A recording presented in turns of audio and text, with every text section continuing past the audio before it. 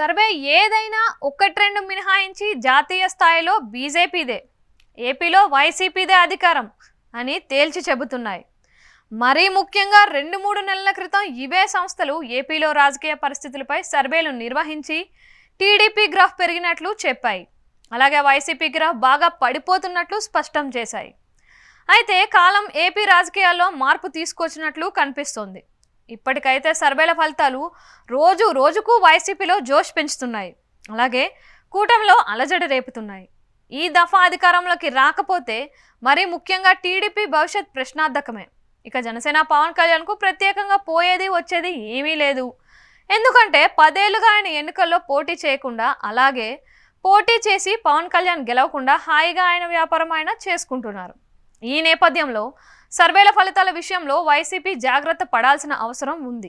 ఏదో సర్వేల్లో అధికారం తమదే అని ఇక రిలాక్స్ అవుదామనే ఆలోచన వస్తే మాత్రం అసలుకే పుట్టిమునగడం ఖాయం. ఇప్పటికీ కొందరు వైసీపీ అభ్యర్థులు క్షేత్రస్థాయిలో తమ శ్రేణుల్ని పట్టించుకోలేదని సొంత పార్టీ నేతలే చెబుతున్నారు. అలాంటి చోట ఇట్లే కాలయాపన చేస్తే మాత్రం వైసీపీ నష్టపోవడం ఖాయం.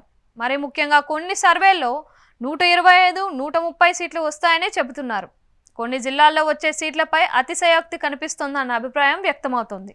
ఓవరాల్గా ఏపీ రాజకీయాలను పరిశీలిస్తే వైసీపీ అధికారంలోకి వస్తుందని మెజారిటీ అభిప్రాయం. అలాగని వైసీపీ ప్రభుత్వం ఏదో అద్భుతాలు చేసిందని, ముఖ్యమంత్రి వైఎస్ జగన్ అద్భుత వ్యూహాలు రచించారని అనుకుంటే అంతకంటే అజ్ఞానం, అమాయకత్వం మరొకటి లేదు. కూటమిలోని లుకలుకలే వైసీపీ నెత్తిన పాలు పోస్తున్నాయి. టీడీపీ జనసేన పొత్తు కుదుర్చుకున్నప్పుడు లెక్క ఒక రకంగా ఉండింది. ఈ రెండు పార్టీలకు బీజేపీ జత కావడం వైసీపీకి రాజకీయంగా ఎంతో లాభిస్తుందన్న మాట సర్వత్రా వినిపిస్తుంది. టీడీపీకి జనసేన, బీజేపీ జత కట్టడంతో కనీసం 20-25 అసెంబ్లీ నియోజకవర్గాలను అప్పనంగా వైసీపీ చేతిలో పెట్టినట్టయింది.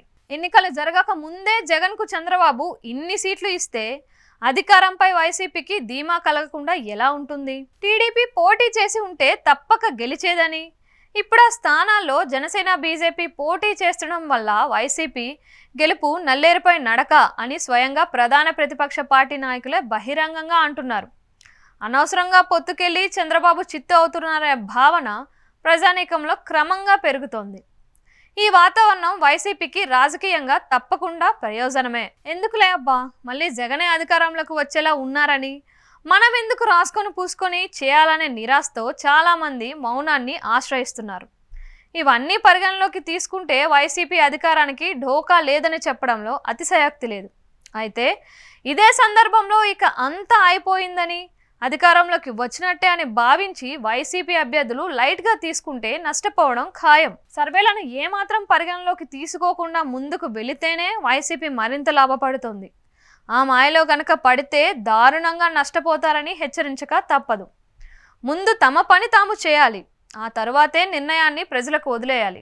అంతేకాని సర్వేలో తాము గెలుస్తామని చెబుతున్నారని, ఇక ఏమీ చేయకపోయినా పర్వాలేదని సొంత పార్టీ నాయకులు, కార్యకర్తల్ని విమర్శిస్తే మాత్రం మూల్యం చెల్లించక తప్పదు.